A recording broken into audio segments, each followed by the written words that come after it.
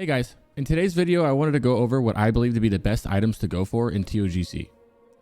This will be the first items I'll prio when starting to gear in phase 3, or for anyone who does a wish list or just simply looking for a list of the strongest items in the phase. This isn't set in stone or anything, but rather just a list based on the biggest gains in terms of stats and DPS. This is also coming from being phase 2 BIS, which I know not all of us are, but figured it'd be a good starting point.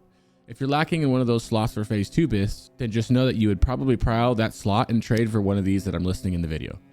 I'll be using 80 upgrades simply for the ease of seeing the stats gains over phase 2, and the links to these will be in the description, as well as the link to the phase 3 BIS on screen right now and in the description.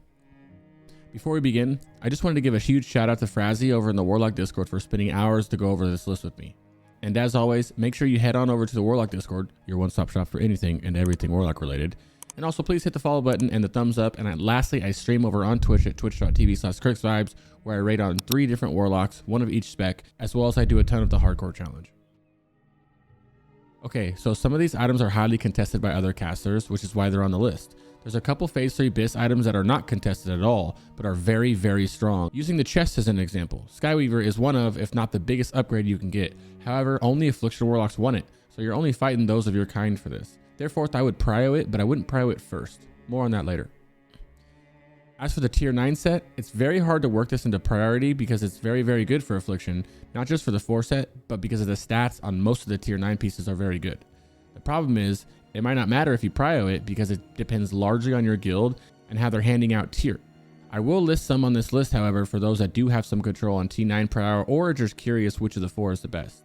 The 4 set itself is so good, in fact, that even using the 4 piece of the lower 245 gear is 100% worth it until you can get your hands on the juicy Regalia 258 gear from the tribute chest. A side note about gearing in phase 3, while we won't have any hit problems in the long run, as there's tons of gear in this phase with hit on it, you may find your hit bouncing around a lot while you're gearing or waiting for your full phase 3 BIS.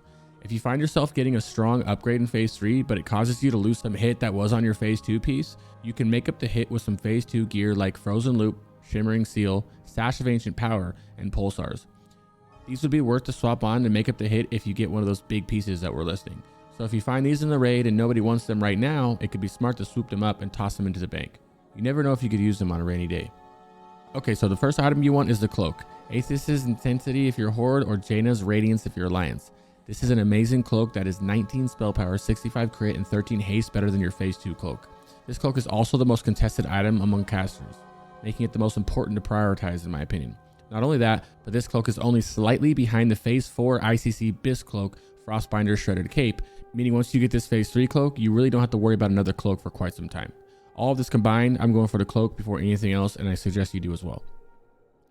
For the next item I'd go for is one of the weapons. I say one of them because which one you use depends on your hit situation, and more importantly, which one your raid gives you. No matter the choice, they're both amazing weapons, and you should be happy with either. With the Terrace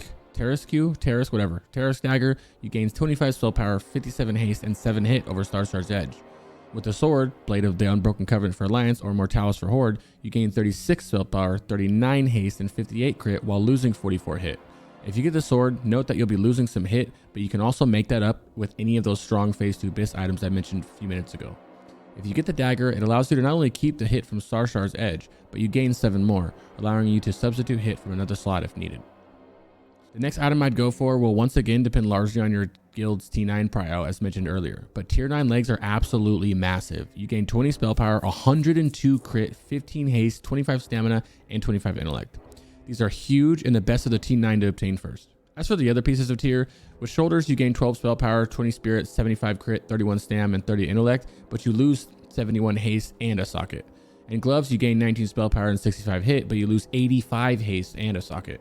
So while they're good, you just don't gain nearly as much as you do with the legs. Helm is nice as well with 9 spell power, 6 spirit, and 15 crit, plus the socket bonus is better than Crown of Luminance, bringing 9 spell power. So you'll actually get 11 total. But once again, nowhere near the value of the legs. The next item I'd go for is Skyweavers Chest. This is an absolute massive upgrade from phase 2 and you really want this right away. This would be proud first or second if it was contested, but luckily the only people that want this are your other Affliction locks. You gain 19 spell power, 96 haste, 8 hit, and a socket, making this an incredibly strong upgrade. And for the last item, if you get the option to put a second piece of tier 9 on your list, then I'd put one of those 3 I listed up there with the legs. Otherwise, I'm going to bundle this up as a few items. Boots, belt, bracers, and ring, which are all minor upgrades and quickly replaced in phase 4, but they are all highly contested, making them still very important to get. My problem is that I don't know which of the 4 I'd prio. The ring gives you 6 spell power, 6 spirit, 6 stam, and 53 crit. The bracers give you 6 spell power, 3 spirit, and 5 haste. The boots give you 8 spell power, 3 spirit, 6 stam, and 5 haste, while the belt gives you 9 spell power and 3 spirit, while swapping haste for crit. I'm personally probably going to go for the ring first out of the group, as it seems to bring the most value. Well, that's it for this one. I just wanted to give you guys my input on which items I think are the most important to aim for in phase 3. I hope this helps you prepare for ToGC. If you wouldn't mind hitting the thumbs up on the way out and following the channel, I'd greatly appreciate it. Feel free to stop by the stream if you have any questions, or just leave them in the comments below. I'll see you on the next one.